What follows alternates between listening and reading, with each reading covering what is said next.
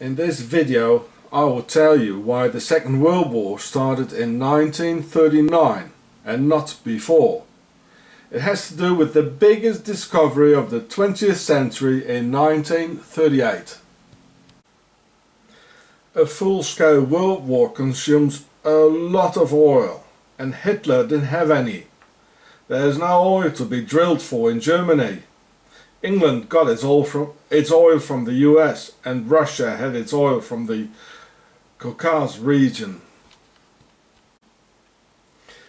Then the Bush-Rockefeller Texas Oil Company, Standard Oil, found the world's biggest oil reserves in Saudi Arabia on March the 3rd, 1938.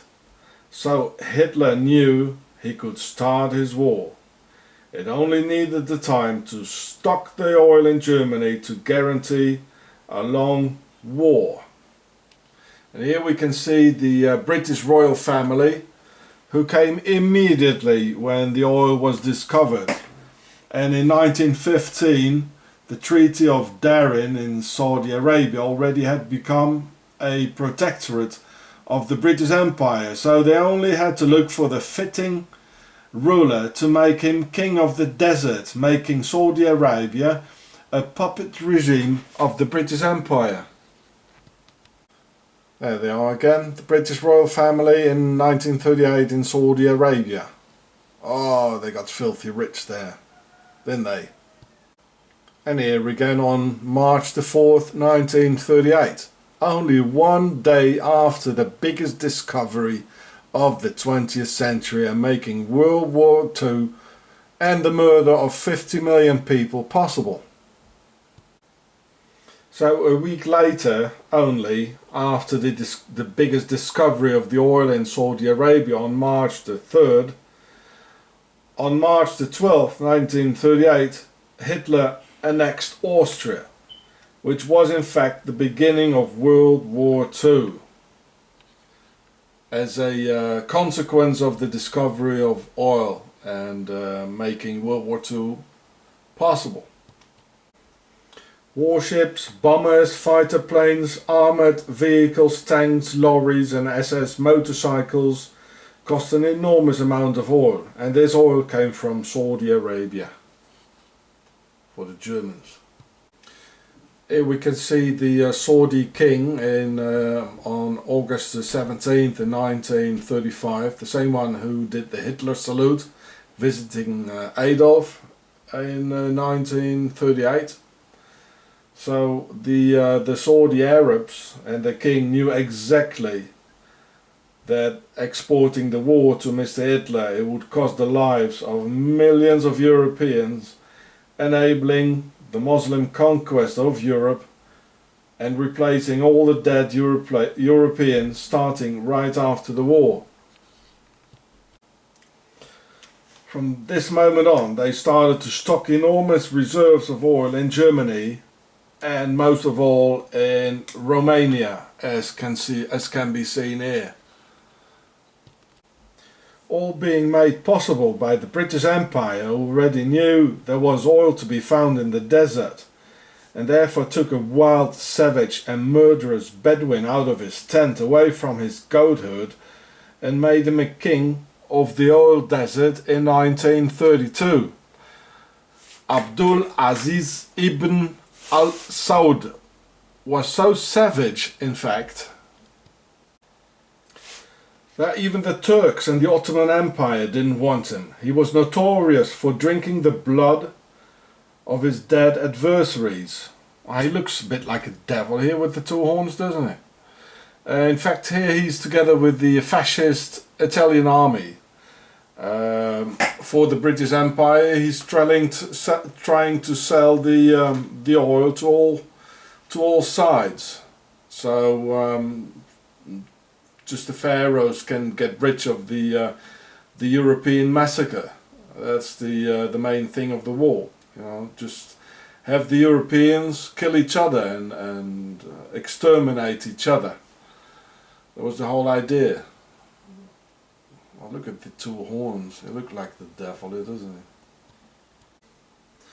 The British Crown financed the butcher, gave him a palace and on September 1933 the Standard Oil engineers started drilling for oil. Well, here we can see the octagon again. Octagon. It's all over where the power is. This here is the first tanker leaving Saudi Arabia on April the 30th, 1939. It has an American flag. So only 1.5 months later, after April the 30th, Ibn Saud al-Saud, he sent his Mr. Khalif al-Hut to see Mr. Hitler on June the 17th, 1939, in person. Now, why do you think the Arab who had just found the biggest oil reserve in the world came and see Hitler, who needed oil for his world war? Why do you think so? Well, Khalif al-Hut, he came discussing the petrol business, of course, because the Bedouin didn't want worthless paper money for his oil. Certainly not after the financial crisis of 1929. He told Adolf that he wanted gold and camels, and this is why the Nazis started looting gold all over Europe, stealing the gold reserve from Poland, Czechoslovakia and other European countries, and even taking it from the Jews' teeth. We can witness here the foundations being laid down between Muslims and Nazis, which holds on to this very same day. This video of the Arab visiting Adolf wasn't supposed to be shot, since it was a top secret meeting. But as Eva Braun, Hitler's Germanic mistress, was so bored, she was making videos all the time. And Hitler, the liar, never kept his promises to her, as he was full of empty promises to everyone, and in particular to the Germans. The other guy with the bowler hat here seems to be introducing the Arab to the Germans. Watch his hand like. He doesn't fit into the whole context here. He doesn't look very German, he doesn't have a uniform. So it might be supposed that he's the sly Swiss banker here. The way he's smiling through his teeth and all that. It's the one who's putting up the whole deal, right? Hitler, by the way, had this very non-Germanic way of thinking of women. A very Muslim way, just as Ibn al-Saud, where a woman was supposed to shut up and obey a man's orders. Maybe Hitler even was a Muslim, who knows. So when the wench was filming, as we can see here, this is Eva Braun, with a lovely 16mm camera. When she was filming, nobody really took her serious, leaving us with one, if not the most important document of World War II. Al-Saud's messenger, Khalif al-Hut, doing the Heil Hitler salute, coming to get his gold and camels. Just as we see his son, Fahd al-Saud, here doing business with Standard Oil's Bush. Oh, look at them holding hands. Oh, isn't that lovely, isn't it? Ibn al-Saud was of course of pharaonic origin already. Oh, otherwise the ruling world of worldwide pharaohs, as you can see here, would never have made him a king. In 1932, a goat's herd shepherd becoming king at once, can you imagine? And as a king, and ruler, he automatically had to become a Freemason as well. And here we can see Ibn al-Saud, the guy who did business with the Nazis, selling the oil, and standing together with the English Queen. And watch what he's wearing around his neck. Yes, a Templar's cross. He's one of them. It's a Freemason sign, and it is from a pyramid. This guy is a pharaoh. And very soon after, the pharaonic world of Freemasonry started complaining about the Muslims throwing stones in Mecca during the Hajj. So finally, Fahd al-Saud, he orchestrated the death of 200 pilgrims in 2004 as a reason to get rid of the obelisks and its stoning by replacing them with 3 ovals, as in the Oval Office, and symbol of Isis and the womb, only enabling stoning the wall and never the sacred oval itself.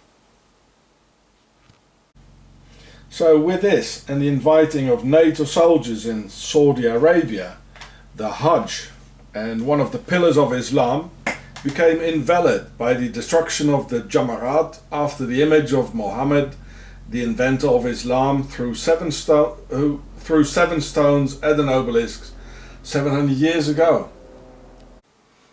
So now back to the Second World War and the oil. Only how get the oil to Germany during a world war? For this reason, the Swiss Nazi Templars of Octogon, Switzerland, produced a huge and neutral merchant navy under Swiss flag, under the camouflage of bringing food to the Swiss population, and the British per A aristocracy and American Freemasonry knew, because they had set it all in place. Only the Russians didn't know. So here we can see it, we can read it here. This is a new Swiss vessel. They've got 41 very huge ships nowadays, and they had more during the Second World War. So here we can read it all. So Switzerland does have a navy. Don't be mistaken. I mean, what's a Templar without a ship? You can't get to Jerusalem, can't he? So you can read it. Second World War, what they did, bringing oil to the Germans. Oh, that's Switzerland. That's Octogon. It's the way they are.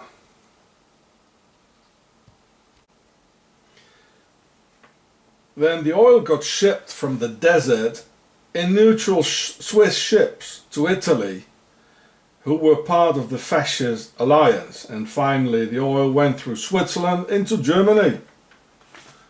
Well, here we can read about it. Well, of course not everything, but you can read they had there was a Swiss navy during the war.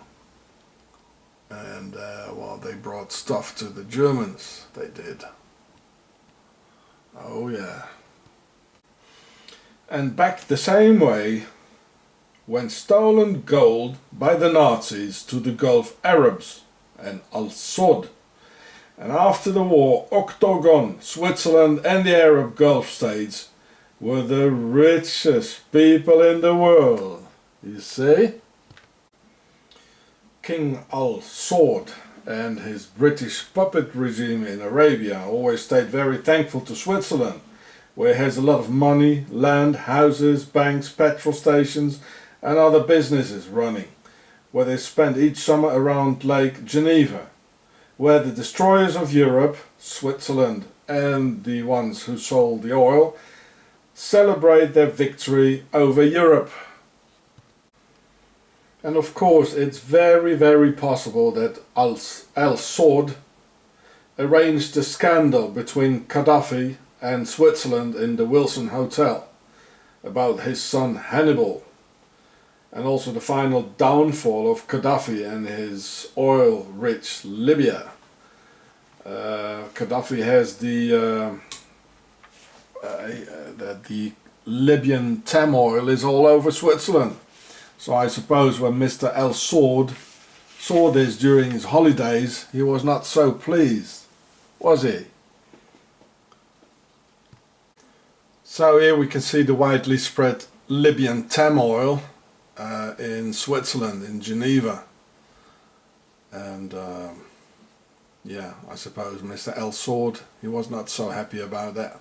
So he might have well have been the cause of the strife between Switzerland and Gaddafi, and the reason of his final downfall. So you can see the German Messerschmitt fighter plane of the Swiss Air Force during World War II, and the Swiss probably got them for free for helping the oil to get to Germany from Saudi Arabia. Switzerland was the only country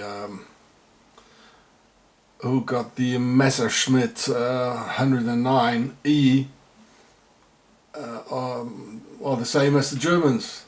So you see, there's no crime in the world against humanity and against the Europeans that does not pass through Octagon Switzerland and its Swiss Nazi Templars.